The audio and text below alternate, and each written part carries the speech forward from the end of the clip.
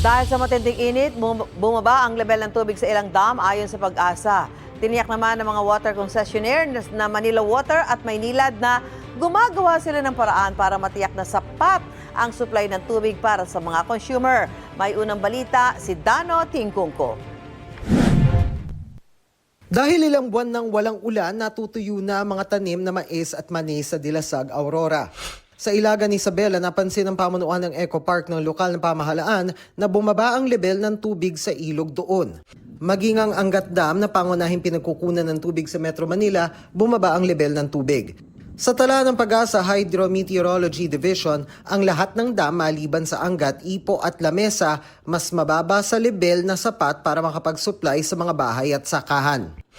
Ayon sa Manila Water, bago pa ang tag-init, marami na silang inilatag na hakbang para mapanatili ang supply ng tubig at mataas na water pressure sa kanilang mga customer. Para mabawasan ang pagdepende lang sa Angat Dam para sa supply ng tubig, nagdagdag sila ng iba pang water source.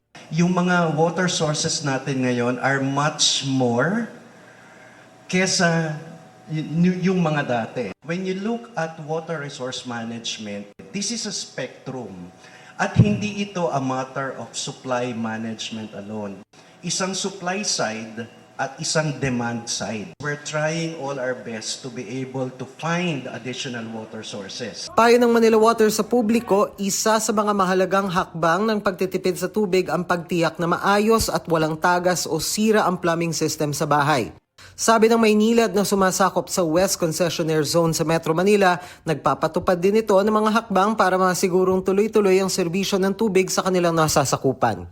Ito ang unang balita, Dano Tingkungko para sa GMA News.